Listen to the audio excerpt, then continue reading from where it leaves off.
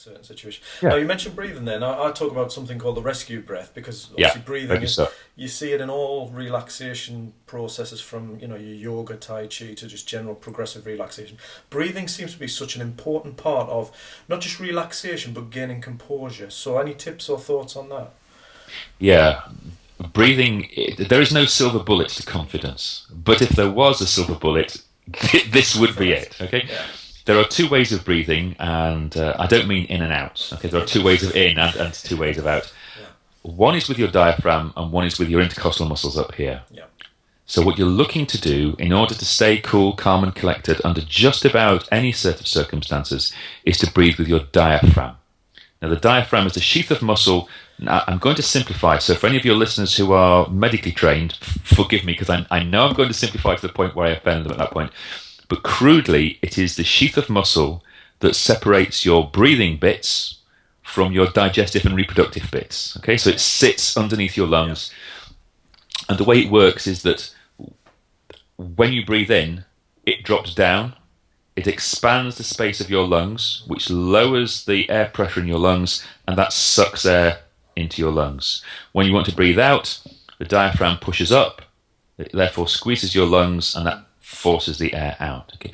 Now that feels really weird if you're not used to it, because what that means is when you breathe in, your diaphragm is expanding, your belly is pushing out. You look maybe a couple of months pregnant. It's not necessarily the most flattering thing to do when you're practicing, because it looks weird. But basically it's a question of, as you expand your belly, as you expand your diaphragm, move your diaphragm down, your lungs expand and you suck air in. Now that gives you all kinds of advantages in terms of nerves and anxiety and stress. The first, of course, is that your voice sounds better. So even if it doesn't change the way you're feeling, it changes the way you sound. Yeah. But it's also, breathing like that is also hardwired to the happy hormones. Now, I can give you the full scientific description if you want, but basically it's the hormones that make you feel more chilled out and more relaxed. It's the antithesis of the stress hormones. So breathing up here is hardwired to the stress hormones.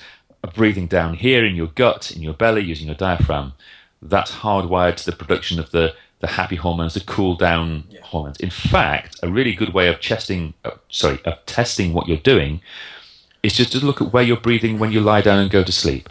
Right. Because it's impossible to go to sleep if you're breathing up here. The only way you can sleep is when your diaphragm muscles are doing their thing. Right? So tongue-in-cheek here, if you go to sleep, lie down, and you discover that you're breathing at your chest and you're panting, you might as well get up and have a cup of tea and do something else, and then go back to bed again in half an hour. Unless you can control your breathing. I mean, if you can control your breathing, then you're laughing, really. And there's an interesting tip for sleep, isn't it? Because that's something that comes through in workshops for me, in terms of stress, is sleep always goes out the window. So there's lots you can do, but an additional one is to focus on how you're breathing, not just your breathing. Absolutely. And of course, if we go from there, you can get to all kinds of mindfulness questions as well. But just being aware of the fact that you're breathing and how you're breathing starts to do really good things for your nerves and your stress and your anxiety. Brilliant. Great.